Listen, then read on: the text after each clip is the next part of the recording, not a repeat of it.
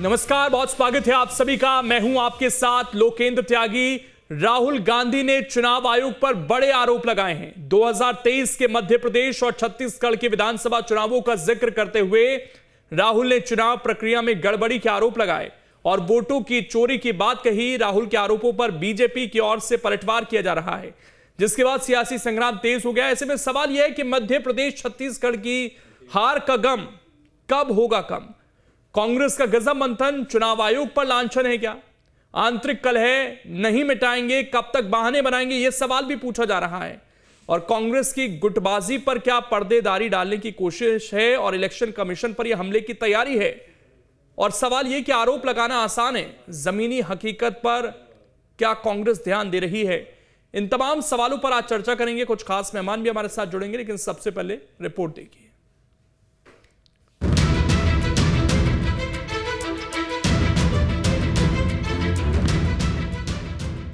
छत्तीसगढ़ और मध्य प्रदेश के रिजल्ट, हमें लगा कुछ ना कुछ गलत हो रहा है। साल 2023 के मध्य प्रदेश और छत्तीसगढ़ के विधानसभा चुनावों का नाम लेकर राहुल गांधी ने चुनाव आयोग पर बड़े आरोप लगाए हैं। राहुल गांधी ने कहा है कि साल 2023 के विधानसभा चुनावों में जब मध्य प्रदेश और छत्तीसगढ़ के नतीजे आए तो लगा कि कुछ गलत है। उन्होंने कहा कि एमपी में भयंकर एंटी इनकम्बेंसी थी।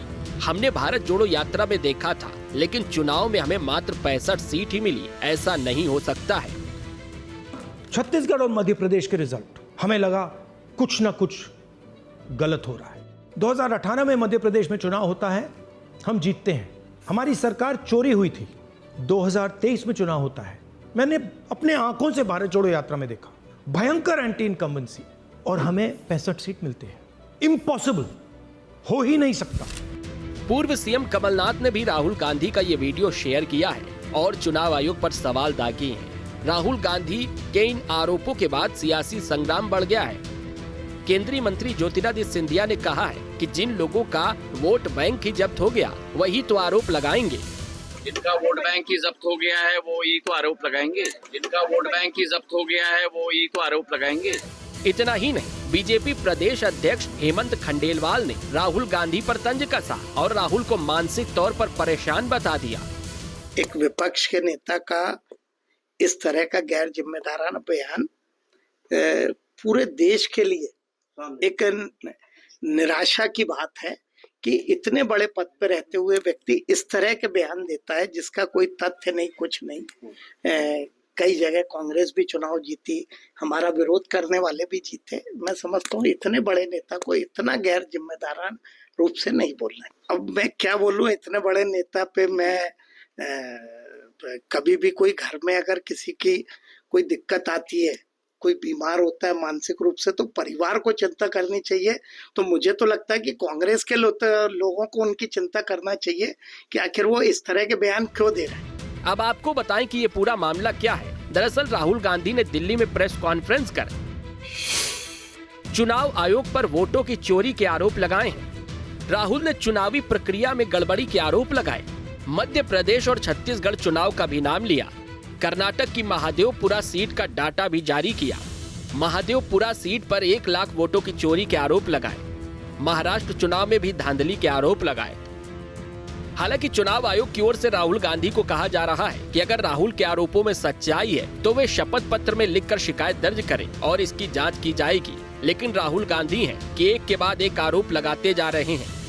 सवाल है कि मध्य प्रदेश और छत्तीसगढ़ का नाम लेने वाले राहुल गांधी ने अगर प्रदेश की जमीनी हकीकत का आकलन किया तो क्या उनको संगठन की कमियां नहीं दिखी? आपसी गुटबाजी पर राहुल गांधी ने क्यों ध्यान नहीं दिया? कमलनाथ और दिग्विजय सिंह चुनावों के समय एक दूसरे के कुर्ते फाड़ रहे थे। क्या ये सब राहुल गांधी को नहीं दिखा? हार के बाद अब राहुल गांधी ऐसी बयानबाजी क्यों कर रहे हैं? Team news state. वही राहुल गांधी के बयान पर सियासत तेज है। जगत गुरु रामभद्राचार्य का राहुल गांधी पर निशाना, वो बौखला गए हैं, उन्हें संयम रखना चाहिए। सुप्रीम कोर्ट ने जो फटकार लगाई वो उचित है। ये रामभद्राचार्य की तरफ से इस पूरे मामले को लेकर बयान सामने आया है। तो राहुल गांधी के बयान पर सवाल रामभद्राचार्य ने भी उठाए हैं।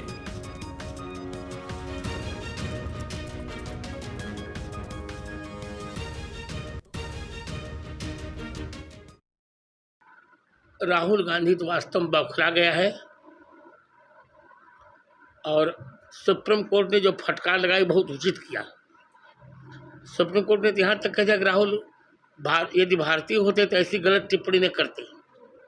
एक विपक्ष के नेता को ऐसा बचकाना बयान नहीं देना चाहिए। विपक्ष की स्थिति यही है, खिसियानी बिल्ली खंभा को नोचे। तो देखिए राम भद्राचार्य ने भी सवाल उठाए हैं और मध्य प्रदेश छत्तीसगढ़ की खासकर अगर हम बात करें तो खुद कांग्रेस के कुछ नेताओं के बयान काफी चर्चाओं में रहे थे, जिसमें उन्होंने पार्टी में गुटबाजी को लेकर बात की थी और ये कांग्रेस पर हमेशा से आरोप लगते रहे कि यहां पर गुटबाजी है। और मध्य प्रदेश छत्तीसगढ़ में जिस तरीके से समीकरण बदले वो बीजेपी के पक्ष में गए, ऐसे में बहुत सारे कारण उस वक्त बताए गए। लाडली बहना योजना को बताया गया। क्या ऐसे में आरोप लगाना कि चोरी हुई है वो कितना सही है, ये बड़ा सवाल है। और इसी पर चर्चा करने के लिए हमारे साथ इस वक्त सचिन वर्मा जी जुड़ गए हैं, बीजेपी के प्रवक्ता हैं, और भी मेहमान हमारे साथ जुड़ेंगे। लेकिन सचिन जी, उन्होंने अगर कुछ बात कही है, कुछ आंकड़े रखे हैं, क्योंकि एक बहुत बड़ी संस्था के ऊपर उन्होंने सीधे तौर पर आरोप लगाए हैं, तो और क्योंकि आप खुद पॉलिटिकल पार्टी हैं और आप भी चुनाव में कॉम्पीट करते हैं, तो ये तो दायित्व बनता है। और इस चीज में वो ये मांग कर रहे हैं कि क्यों ना इसको जांचा जाए, परखा जाए कि आखिरकार अगर ये गड़बड़ी है तो क्यों है, और चुनाव कम से कम लोगों के जहन में जो सवाल गए हैं वो दूर होने चाहिए चुनाव आयोग द्वारा भी।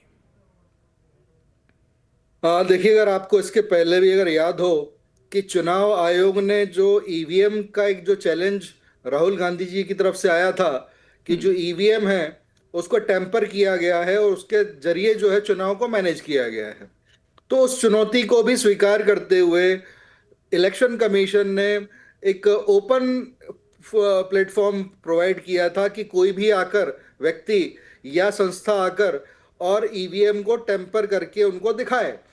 एक ये ओपन जो चैलेंज था उसको किसी ने एक्सेप्ट नहीं किया। ना राहुल गांधी जी वहाँ पर कांग्रेस पार्टी की तरफ से पहुँचे, ना वो अपने साथ में ऐसे लोगों की टीम लेके गए जो ईवीएम को हैक कर पाए या ईवीएम को टेम्पर कर पाए। तो इस तरह की जो बातें हैं, अब फिर राहुल गांधी जी ने एक नया एक प्रेस कॉन्फ्रेंस बुलाकर और वोटों की चोरी का एक शगुफा और फिर से छेड़ दिया है। तो राहुल गांधी जी से एक इलेक्शन कमीशन जो एक संवैधानिक संस्था है, उन्होंने अगर कोई भी व्यक्ति इस तरह के गंभीर आरोप जो है अगर इलेक्शन कमीशन के ऊपर लगाता है तो वो उसका एक तरीका होता है कि आप आइए, कंप्लेंट पेश कीजिए, उसके समर्थन में आप एफिडेविट दीजिए। आप अगर एफिडेविट पे ये सारी जानकारियां देते हैं और उसके बाद में जांच होती है और उसके बाद में अगर आपका एफिडेविट झूठा पाया जाता है तो आप पे एक्शन भी लिया जाएगा, आपके खिलाफ में जो है कंप्लेंट दर्ज कराई जाएगी। तो अगर राहुल गांधी जी को इतना ही पुख्ता जानकारी है और उनको अपने जो साक्ष्य हैं, प्रमाण हैं, उन पे विश्वास है, तो वो एफिडेविट क्यों नहीं देते हैं?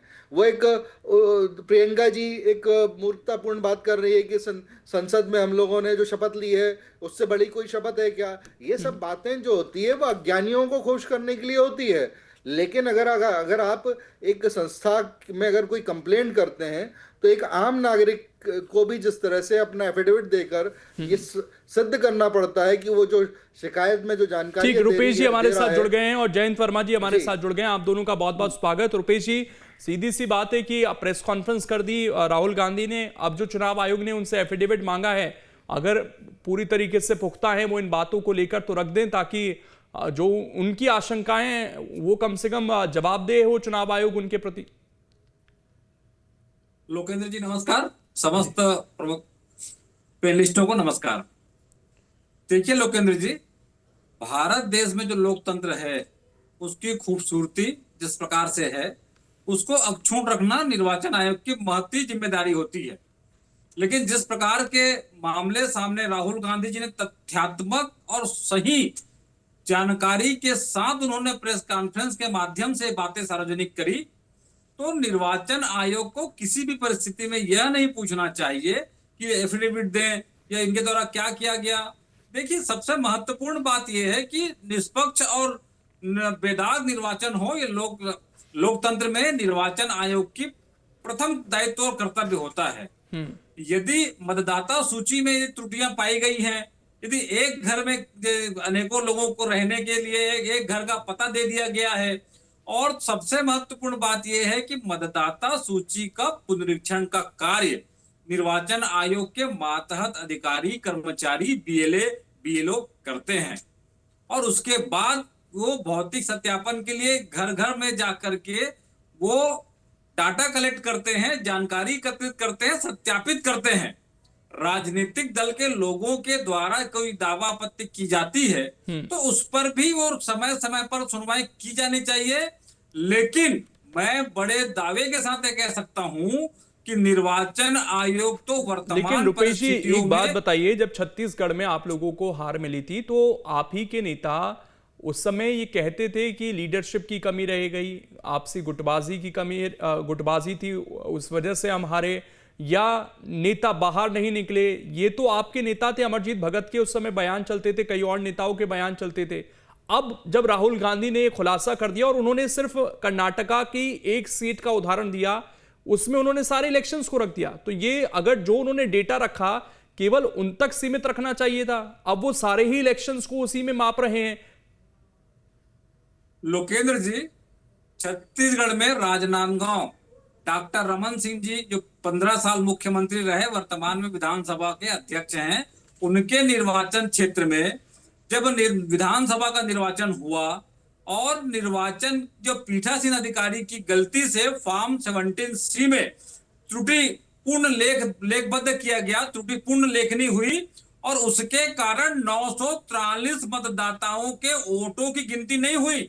और बड़े दुर्भाग्य के साथ कहना पड़ता है कि जिस प्रशासनिक अधिकारी ने, जिस पीठासीन अधिकारी ने गलती करी और जिसके कारण 943 मतदाताओं के वोटों की गिनती नहीं हुई, ये कैसा लोकतंत्र है? मेरे सवाल दूसरा है, मैंने कहा कि उस समय आपके नेता खुद ही इन बातों को स्वीकार करते थे। करना पड़े, मैं तो ये जानना चाह रहा हूं सर। हाँ। इसकी लिखित शिकायत की गई लोकेंद्र जी निर्वाचन आयोग को, छत्तीसगढ़ निर्वाचन आयोग को। दिल्ली में भी आज तक उस पर कोई जानकारी तो दूर की बात है, शिकायत करता मैं स्वयं था, विधानसभा प्रत्याशी का। मैंने सवाल दूसरा पूछा, मैं ये पूछ रहा हूं सर, आप ही के नेता उस समय एक दूसरे पर निशाना साधते थे, आज वो कह रहे हैं कि हाँ इलेक्शन चोरी हुआ, पूरी तरीके से वोट चोरी हो गए। वोट चोरी होने के तो तथ्यात्मक प्रमाण सामने हैं लोकेंद्र जी। छत्तीसगढ़ के कहां पर हैं सर, मध्य प्रदेश के कहां पर हैं? उन्होंने सिर्फ कर्नाटका की एक सीट का डेटा रखा है सर सामने। मतदाता सूची देने के बाद एक सीट के में पूरी तरह से गहन समीक्षा करके राहुल गांधी जी ने तथ्यात्मक रूप से बातें रखी हैं। छत्तीसगढ़ के परिप्रेक्ष्य बताना चाहूंगा, जिस प्रकार से अमरजीत भगत जी ने कहा, देखिए निर्वाचन होता है, कहीं नेताओं के भी सामंजस्य की कमी रही होगी, उस परिप्रेक्ष्य में वो बातें कहे होंगे। हाँ। लेकिन निर्वाचन आयोग की कार्य पद्धति पर, अच्छा वो एक चीज मैं और समझना चाहता हूं आपसे, क्योंकि बीजेपी इसमें ये कह रही है कि अधिकारी जो होते हैं जब राज्य सरकार के ही होते हैं, वो चुनाव आयोग के साथ मिलकर काम करते हैं। इसमें उनका ये कहना है कि कर्नाटका में तो उस वक्त आपकी सरकार थी, और मैं क्योंकि छत्तीसगढ़ का उदाहरण लेता हूं, छत्तीसगढ़ में भी आपकी सरकार थी, तो ये काम क्या ठीक से नहीं हुआ था उस समय, ये बीजेपी के नेता आरोप लगा रहे हैं।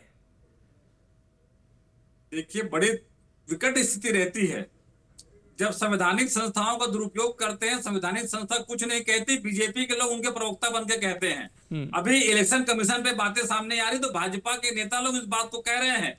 आचार संहिता घोषित होते ही आरोप तो उन्हीं पर लगा रहे हैं सर, आपकी वोट चोरी उन्होंने की है। अधिकारी सभी आचार संहिता घोषित होने के बाद सभी अधिकारी कर्मचारी निर्वाचन आयोग के अधीन हो जाते हैं।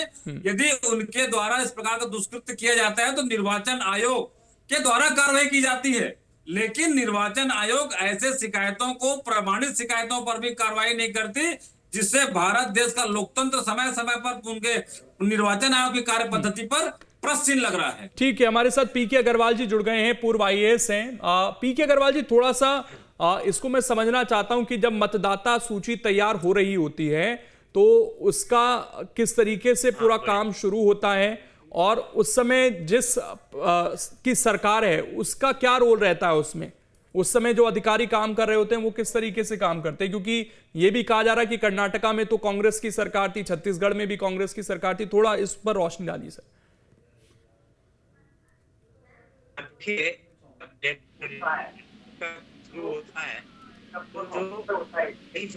ऑफिसर स्टेट का इलेक्शन के अंडर में रहता है और उसके अंडर में ही पूरा काम होता है, तभी स्टेट गवर्नमेंट के एम्प्लॉय रहते हैं। थोड़ी आवाज कट रही है, मैं चाहता हूं कि ये बात थोड़ा स्पष्टता से आए। मैं थोड़ी देर बाद आता हूं ताकि तब तक आपका फ्रेम भी ठीक हो जाए सर। मैं जयंत वर्मा जी से तब तक रिएक्शन लेता हूं। जयंत वर्मा जी, अब राहुल गांधी ने आरोप लगाए, इलेक्शन कमीशन ने कहा आप हमें एफिडेविट दे दीजिए। तो जब इतनी बड़ी प्रेस कॉन्फ्रेंस, उन्होंने तमाम उनके अनुसार तमाम तथ्य हैं, तो फिर अब एफिडेविट देने में कोई दिक्कत होनी चाहिए क्या? देखिए लोकेन जी, ये एफिडेविट देने की तो कोई बात उठती नहीं, क्योंकि वो तो सार्वजनिक है, डॉक्यूमेंट्री एविडेंस है। वो वैसे ही सबमिट कर देंगे, नगर वहाँ इलेक्शन कमीशन को जांच करना पड़ेगा। पर इलेक्शन कमीशन का जो टोटल इस मुद्दे पे रुख है, वो ऐसा लगता है जैसे बीजेपी की वो बी टीम। तो मुझे लगता है इलेक्शन कमीशन को उस पर तत्काल ये कहना चाहिए, जैसे वो शाह हैं मंत्री मध्य प्रदेश के, तो उन्होंने एक भाषण दिया तो हाई कोर्ट ने उसका कॉग्निजेंस ले लिया एकदम से। हाँ, तो ये इसका भी कॉग्निजेंस इलेक्शन कमीशन को इमीडिएटली लेना चाहिए। और जो राहुल गांधी की जो सबसे बड़ी मांग है वो ये है कि आज डिजिटल इंडिया है, तो आप इलेक्ट्रॉनिक वोटर लिस्ट क्यों नहीं प्रोवाइड कर देते, ताकि 2 मिनट के अंदर ये जो इतनी छानबीन की गई है और इतना समय लगा उसमें, वो फटाफट हो जाएगा, 2 मिनट के अंदर हो जाएगा। तो इलेक्शन कमीशन पूरे भारत की जो डिजिटल जो वोटर लिस्ट है वो यदि सबको प्रोवाइड कर दे, खासकर विरोधियों को, तो वो 1 मिनट में छानबीन कर लेंगे। ये काम क्यों नहीं किया जाता है? मुझे लगता है ये बहुत जरूरी है। ईवीएम का मामला नहीं है ये, पूरा का पूरा जो मामला है ये डॉक्यूमेंट्री एविडेंस के आधार पे जो बातें कही गई हैं वो बहुत गंभीर हैं। और मुझे लगता है कि इसका इलेक्शन कमीशन को खुद अपनी निष्पक्षता सिद्ध करने के लिए ये कहना चाहिए कि हाँ, हम इसकी तत्काल जांच करते हैं और हम देखेंगे कि इसमें कहां से कैसी गड़बड़ी हुई है, और यदि इसमें कोई षड्यंत्र है और कोई मिला है तो हम उसके खिलाफ कार्रवाई करेंगे। ऐसा रुख यदि इलेक्शन कमीशन करता तो उसकी निष्पक्षता, और पूरे देश में अब लोगों को ऐसा लगता है। अच्छा जयंत वर्मा जी, एक बात बताइए, मध्य प्रदेश छत्तीसगढ़ को भी उन्होंने क्योंकि इसमें काउंट कर दिया, उन्होंने कहा कि हमें 65 सीटें मिली, मैं शॉक रह गया, हमारी लहर थी और बीजेपी के खिलाफ नाराजगी थी। आपने वो इलेक्शन देखा पूरा गौर से, आपको क्या लगता है कि उसमें नहीं, बहुत सारे जैसे छत्तीसगढ़ के बारे में तो सब कह रहे थे कि भाई वहाँ कांग्रेस की आएगी, पर वो नहीं आई। तो इसमें डाउट तो होता है। अब डाउट होता है तो मुझे लगता है कि इलेक्ट्रॉनिक वोटर लिस्ट यदि आप प्रोवाइड कर दें तो ये जो पूरी छानबीन है सब जगह हो जाएगी। तो ईवीएम का मामला तो खैर ठीक है, ईवीएम के बारे में वो कहते हैं कि आके सिद्ध करो, पर ये वाला जो मामला है ये भी दूध का दूध और पानी का पानी हो जाएगा। तो इलेक्ट्रॉनिक जो डिजिटल वो है वोटर लिस्ट, वो तत्काल इसको प्रोवाइड करना चाहिए इलेक्शन कमीशन को। और यदि वो दे देते हैं तो मुझे लगता है कि फिर ये इस प्रकार के आरोप लगाने की कोई बात नहीं होगी। और बड़ी पार्टी है, सरकार चला चुके हैं ये लोग, कांग्रेस, तो वो इसकी पूरी छानबीन कर। ठीक, पीके अग्रवाल जी, मैं अब आपसे थोड़ा समझना चाहता हूं कि वोटर लिस्ट कैसे तैयार होती है, किस किस की भूमिका होती है उसमें, उसको थोड़ा एक्सप्लेन कीजिए। पहले अगर रिवील होता है तो बिगड़ जाते ये लोग जो ब्लॉक लेवल ऑफिसर होते हैं, और जब ये डिवीजन होता है तो वो डिवाइड करते हैं, पुरानी वोटर लिस्ट पब्लिश होती है, तो जिसको ऑब्जेक्शन होता है वो ऑब्जेक्शन देता है, और कोई ऑब्जेक्शन और कोई ऑब्जेक्ट और सर ऑडियो दिक्कत कर रही है, मैं रोक रहा हूं आपको, वो क्लियर नहीं आ पा रही है बात। रुपेश जी, लेकिन एक सवाल ये उठाया जा रहा है कि आपको वोटर लिस्ट पहले दी जाती है दावे आपत्ति के लिए, ये भी कहा जा रहा है कि जब इस तरह की आपत्ति थी, जो काम आपने अब किया ये उस समय क्या नहीं किया गया था, उस समय इस बात को क्यों नहीं उठाया आप लोगों ने? लोकेंद्र जी, जिस समय वोटर लिस्ट प्रदान की जाती है उसके बाद 2 तरह के पुनरीक्षण भी होते हैं, नाम जोड़ना घटाना, और उसके बाद सप्लीमेंट्री वोटर लिस्ट भी दी जाती है। लेकिन मैं फिर से कहना चाहूंगा, इन तमाम परेशानियों में और जिस प्रकार के मामले सामने आए हैं, उसमें आप किसी को देने के बाद अपनी जिम्मेदारी से बच नहीं सकते। अभी वर्तमान परिस्थिति में जिस प्रकार से बिहार में आधार कार्ड को मान्य नहीं किया जा रहा है, राशन कार्ड को मान्य नहीं किया जा रहा है, जबकि छत्तीसगढ़ में अन्य प्रांतों में वोटर लिस्ट से आधार कार्ड को लिंक कर दिया गया है। पूरी तरह से निर्वाचन आयोग की कार्य पद्धति पर राहुल गांधी जी ने जो बातें करी है, बातें रखी हैं, और जिस प्रकार से हमारे पूर्व वक्ता ने बताया कि डिजिटल इंडिया की बात करती है कांग्रेस, देश में डिजिटल इंडिया की बात चल रही है, तो क्यों डिजिटल रूप से आप वोटर लिस्ट प्रदान नहीं कर देते? लेकिन तमाम तरह की बातें सामने आ रही है। अब एफिडेविट मांग कर नहीं, आपको सफुर्त संज्ञान लेकर के जब मतदाता सूची की बात आती है, मतदाता सूची में एक व्यक्ति के 3-3, 4-4 जगह नाम आ रहे हैं, उनके द्वारा कहा जा रहा है कि हमने वोट दे दिया, तो पूरी तरह से निर्वाचन आयोग की विश्वसनीयता को बरकरार रखने के लिए देखिए, निर्वाचन आयोग की लेकिन विश्वसनीयता इसमें कुछ मीडिया रिपोर्ट्स में ये भी दावे किए गए हैं रुपेश जी कि जिन लोगों के बारे में उन्होंने बताया वो सामने आए हैं। जो एक पता उन्होंने बताया, उन्होंने कहा कि वहां तो किराएदार आते थे और वो किराएदार बार बार शिफ्ट करते हैं, इसलिए वोट बन जाता है। और एक और बात इसमें कही गई है कि क्या सभी ने जाकर वोट किया, इसका पता कैसे चलेगा? जो आप लोग आरोप लगा रहे हैं कि ये फर्जी तरीके से जोड़े गए। बड़ी विकट स्थिति है। जिस प्रकार की बातें निर्वाचन आयोग के द्वारा कही जा रही है कि किन्ने की वोटर लिस्ट की, भाई आपके बीएलओ होते हैं, वो शासकीय निर्वाचन आयोग के अंतर्गत कार्य करते हैं। वो बीएलओ की महती जिम्मेदारी होती है कि जब किसी का नाम जोड़ना हो, नाम काटना हो, तो फॉर्म जिस प्रकार से नए नाम जोड़ना है तो फॉर्म 6 का उपयोग किया जाता है और भौतिक सत्यापन के लिए मौके पर जाते हैं। यदि मौके पर नहीं गए हैं और उसके बाद इस प्रकार त्रुटियां आई हैं, और पहली बात यह है कि आप इस बात को कह रहे हैं कितने किराएदार आए, किराएदार चले गए, तो फॉर्म 6 में तो देख लीजिए कि मकान हमारे साथ पीके अग्रवाल जी जुड़ गए। मैं चाहता हूं एक बार उनका भी टेक आ जाए। जी पीके अग्रवाल जी, रखिए अपनी बात। जब बीएलओ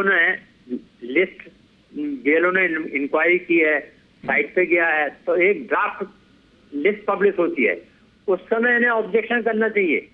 अगर ये उस समय ऑब्जेक्शन नहीं करते हैं तो फिर अपॉर्चुनिटी इनकी चली गई है, इसके बाद तो बस वोट ही हो जाएगा। तो यहाँ पे जो रिस्पॉन्सिबल पॉलिटिकल पार्टी है, उनको अपने ऑर्गेनाइजेशन को यहाँ बीएलओ लेवल पे वो करना चाहिए कि वो वेरीफाई करें, फिर जाके ऑब्जेक्शन लगाएं या उसको वेरीफाई करें, और जहां भी कमियां हैं तो बीएलओ लोग फिर से इंक्वायरी करें, ऊपर से रिपोर्ट करें। जो एसडीओ है, इसके बाद district registration electoral registration officer होता है, डिस्ट्रिक्ट इलेक्टोरल डीएम होता है, तो उनको जाके कंप्लेन करें। किंतु एक बार आप नहीं करते हैं तो जो इलेक्शन में मान लो कुछ ऐसे नाम आ गए हैं जो कि 2 जगह आ गए हैं, तो फिर उस समय आप कोई चैलेंज नहीं कर सकते। हाँ, यहाँ पे अगर बीएलओ ने कुछ गड़बड़ी की है तो इलेक्शन के बाद आप उसके विरोध में डिसिप्लिनरी प्रोसीडिंग हो सकती है, आप इलेक्शन कमीशन को रिपोर्ट करिए तो इस प्रकार से गफलती हुई है और इंटेंशनली गफलती हुई है। लेकिन पीके अग्रवाल जी, उनका ये कहना है कि ये हम कैसे करेंगे मैन्युअली इसको, या तो वो इलेक्ट्रॉनिक हमको पूरी कॉपी दे दे तो आसान भी है। क्या ये पॉइंट वाजिब है उनका? नहीं, वो हाँ बिल्कुल, अगर डिजिटल कॉपी देना चाहिए, इलेक्शन कमीशन बाद में कंसीडर करेगा। मगर एक चीज देखिए, ये ट्रांसपेरेंसी होना चाहिए इलेक्शन कमीशन में, लेकिन कोई भी जाके जो वोटर लिस्ट होती है वो खरीद सकता है। वो तो एसडीओ या डीएम के ऑफिस में है, इलेक्शन ऑफिस में कोई भी जावे, कभी जाके खरीद लो। अब आपको वो डिजिटल अवेलेबल है कि नहीं, एक दूसरी बात है, लेकिन आप कोई भी जो नॉर्मल वोटिंग लिस्ट है कभी भी खरीद सकते, उसको जाके आप वेरीफाई कराइए ना, और उसमें ऑब्जेक्शन लगाइए कि आपको ये लगता है बाद में। तो ये पूरी जो प्रोसेस है, इसको जो पॉलिटिकल पार्टी है इसको हमेशा करना चाहिए, वो नहीं करते हैं। इलेक्शन कमांड और इसीलिए तो ये पन्ना प्रभारी बूथ लेवल के कर्मचारी बनते भी हैं पॉलिटिकल पार्टीज के अंदर। लेकिन सचिन जी देखिए, कुछ सवाल अगर हैं दोनों तरफ से, क्योंकि मामला घिरता है ना, बिहार में अगर नाम कटते हैं तो भी सवाल उठते हैं और यहाँ एक बहुत सारे नाम है तो भी सवाल उठते हैं। तो जरूरी तो इस बात की है कि इनकी जवाबदेही हो, पूरी तरीके से ट्रांसपेरेंसी रहे।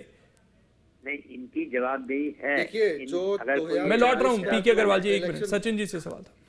जी 2024 के जो चुनाव हुए और मध्य प्रदेश में जो विधानसभा के चुनाव हुए, उसके बाद पूरे देश में इस समय कांग्रेस की सिर्फ 9 चुनाव याचिकाएं जो है कोर्टों में लंबित हैं। तो कांग्रेस ने जब इनको चुनाव याचिका लगाने का भी अधिकार था कोर्ट में, और कोर्ट में जाके ये इसके संबंध में शिकायत दर्ज करा सकते थे, चुनाव याचिका लगा सकते थे, तो कांग्रेस ने वो काम नहीं किया। कांग्रेस ने जब वोटर लिस्ट पे ऑब्जेक्शंस इनवाइट किए जाते हैं तब भी उन्होंने उस पर कोई ऑब्जेक्शन नहीं किया। अब एक शगुफा लेके आ गए हैं कि ये वोट ट्रांसफर जो है चुनाव आयोग ने किए हैं। अभी आपको ये नहीं मालूम है कि उस व्यक्ति ने जो है वोट दिया ही नहीं दिया। अभी आप कैसे तय करेंगे कि उस व्यक्ति ने किसको वोट दिया, किस पार्टी को वोट दिया? अब चुनाव आयोग ने बोला कि जिस महिला का आपने वोटर आईडी दिखाया है कि उसके 2 वोटर आईडीज बने हैं, उसके संबंध में आप शपथ पत्र दे दीजिए कि वो उसी महिला का है।